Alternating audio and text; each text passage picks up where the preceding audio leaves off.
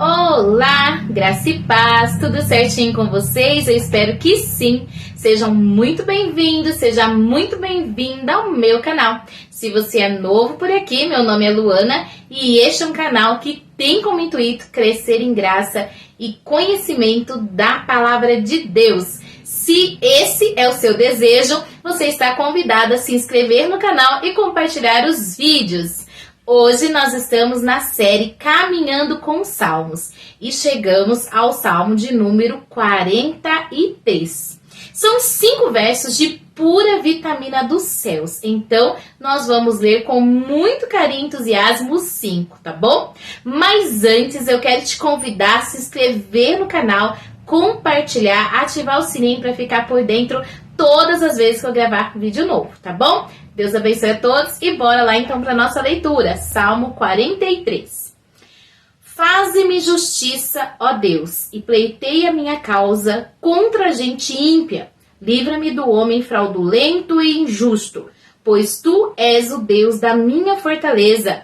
Por que me rejeitas? E por que ando lamentando por causa da opressão do inimigo? Envia a tua luz, a tua verdade, para que me guiem e me levem ao teu santo monte e aos teus tabernáculos. Então eu irei ao altar de Deus, a Deus, que é a minha grande alegria, e com harpa te louvarei, ó Deus, Deus meu. Por que estás abatido, ó minha alma? E por que te perturbas dentro de mim? Espere em Deus, pois ainda o louvarei, o qual é a salvação da minha face e Deus meu. Louvado seja o nome do Senhor, engrandecido seja Ele por este salmo tão riquíssimo, tão maravilhoso, que o Senhor nos permite hoje estar compartilhando. Como nós já vimos no vídeo anterior do Salmo 42, este salmo e o 43 formam um só no seu original.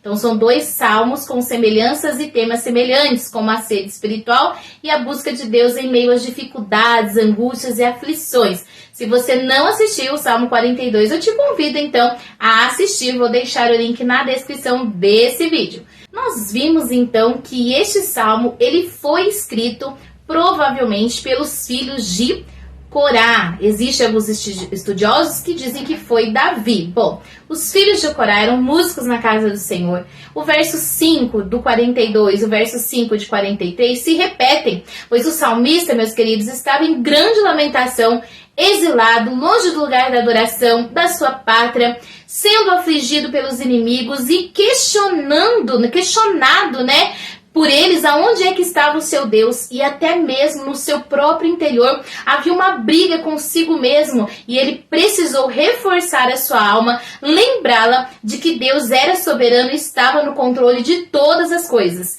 e ela não precisava então ficar abatida e nem perturbada, pois esperando em Deus, ele tinha certeza que ainda o louvaria.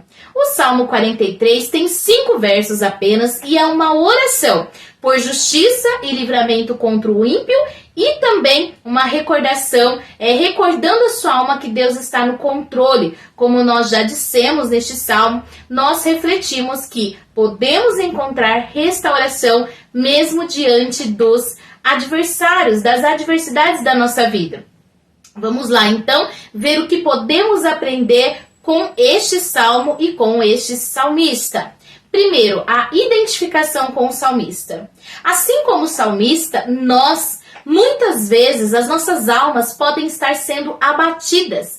Como nós vemos neste salmo, então aprendemos que a oração deve fazer parte em todos os momentos da nossa vida, seja alegre ou seja na adversidade. E aprendemos a conversar e a esperar em Deus, confiando na sua sabedoria, declarando a nossa esperança de que Deus agirá em nosso favor. Nós precisamos entender que Deus está no controle de todas as coisas e que diversas vezes homens e mulheres, antes de nós passaram por diversas aflições, mas tudo teve um porquê, tudo teve algo ali para a glória de Deus. Então nós precisamos entender. E o salmista começou a entender isso quando ele mesmo se questiona por que ele estava se lamentando pela opressão do inimigo. E no verso 3, olha que coisa mais linda, o salmista então, ele já está mudando a sua visão. Antes ele estava olhando para o ímpio, antes ele estava olhando ali para aqueles homens que estavam causando tristeza, afligindo o seu coração. Agora ele começa a olhar para Deus da sua fortaleza,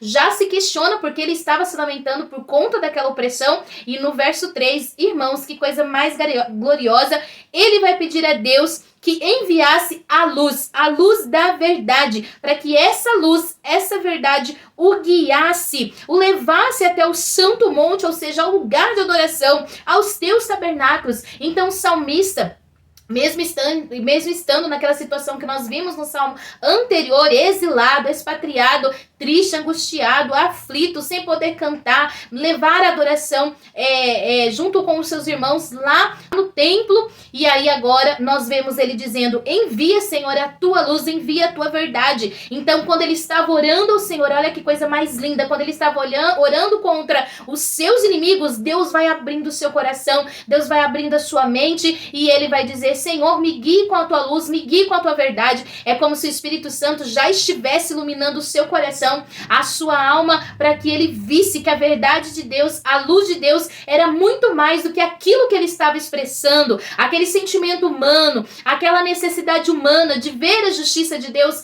agindo naquela situação. Muitas vezes Deus tem propósitos em todas as situações, e aí nós precisamos entender qual é a vontade de Deus, porque ela é sempre boa e agradável. Então o salmista vai pedir a Deus: Senhor, me ilumina com a verdade, me mostre a verdade. Lembra do salmo de Asaf, onde ele começa a olhar para os ímpios, olhar para as riquezas, para a abundância daqueles que causam grandes aflições aos homens, mas tem para dar? E aí ele vai dizer que olhando para o ímpio, quase os seus pés se desviaram. O salmista também, quando ele começa a olhar para a sua aflição, para a sua tribulação, para a sua dificuldade, ele começa a pedir justiça, e aí na sua oração, Deus vai iluminando o caminho, Deus vai trazendo a verdade, e ele então vai declarar: Senhor, envia a tua luz, envia a tua verdade, para o quê? Para que estas me guiem e me leve ao teu santo monte. Essa também, meus queridos, deve ser a nossa oração. Quando nós nos ajoelhamos, buscamos a face de Deus, muitas vezes, como eu disse, nós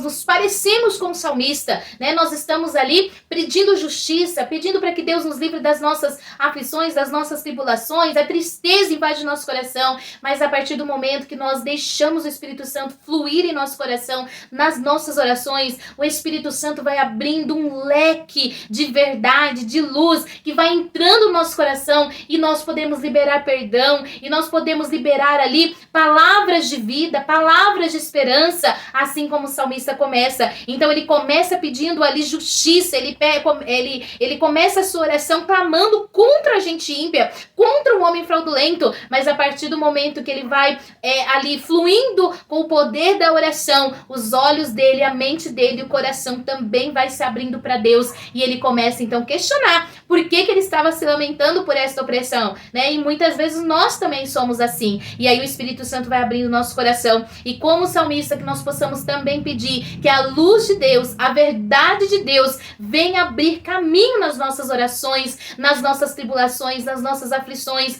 porque a luz de Deus, a verdade de Deus, ela muda totalmente a nossa percepção daquilo que está acontecendo. Ele não estou dizendo que nós precisamos viver no mundo, né, de Nárnia, vamos dizer assim, né?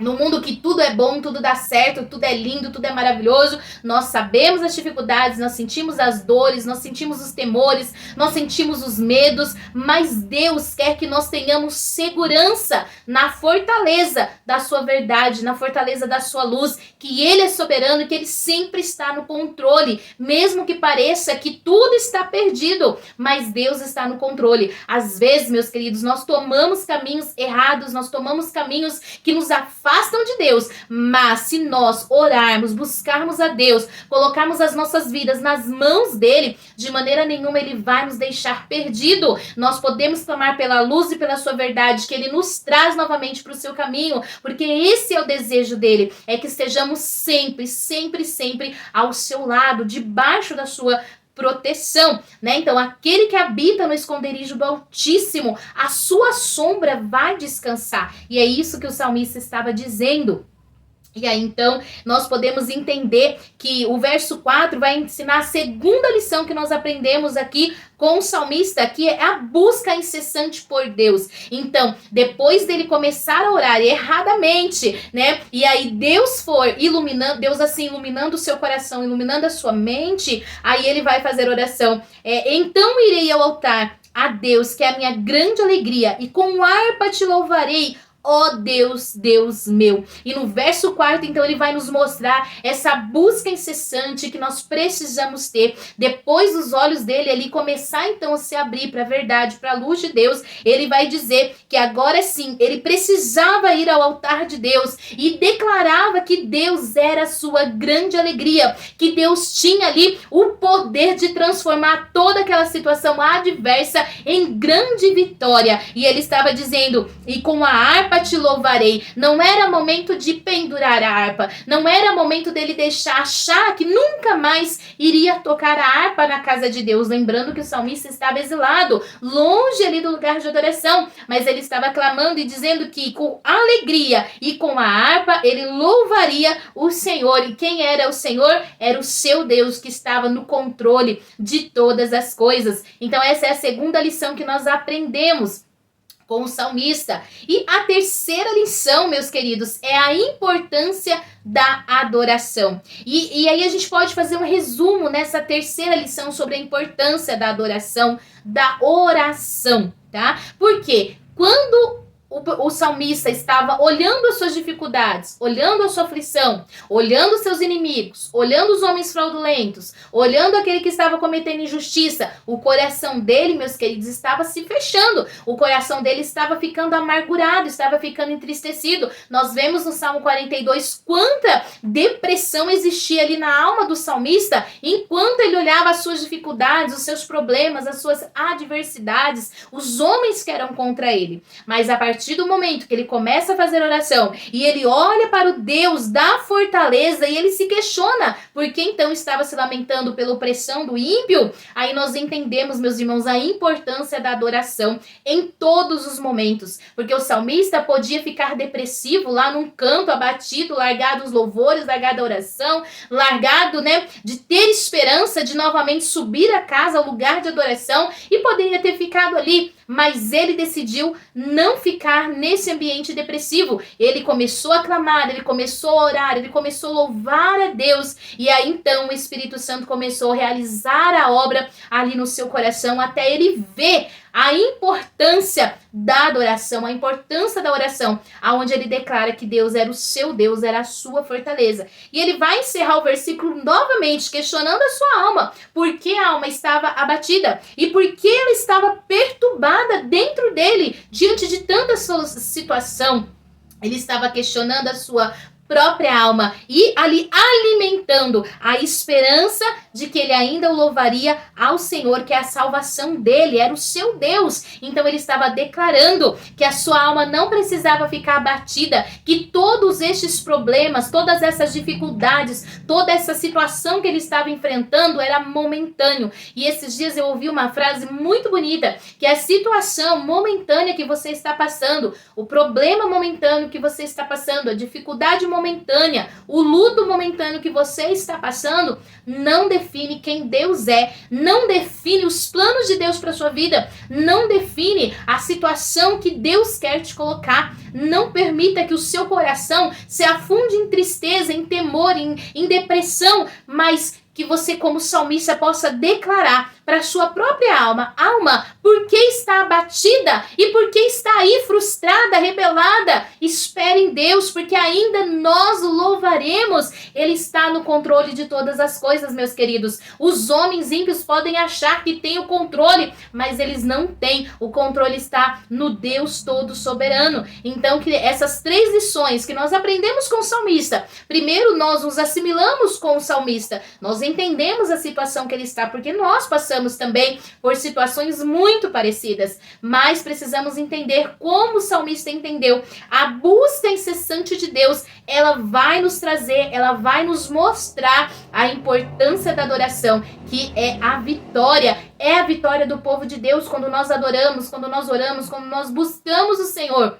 a vitória é certa. Então tá aqui o Salmo de número 43, que vem com muita alegria, muito regozijo de Deus para as nossas vidas nesse dia, né? Nessa quarta-feira, nessa série Caminhando com Salmos. E eu espero que este salmo possa ter acrescentado na sua vida mais esperança, mais amor, mais confiança, e que você possa buscar o Deus da sua fortaleza. Pergunte aí por que você está se lamentando por essa situação, por que você está se lamentando por essa frustração na sua vida. Espere em Deus, porque ainda você vai louvá-lo a esse respeito. Amém? Eu creio nisso, tomo posse da minha vitória, espero que você também. O vídeo vai ficando por aqui, eu vou ficando por aqui, mas, como sempre, o Espírito Santo continue falando ao meu e ao seu coração. Até o próximo vídeo, se assim o Senhor nos permitir. A graça e a paz.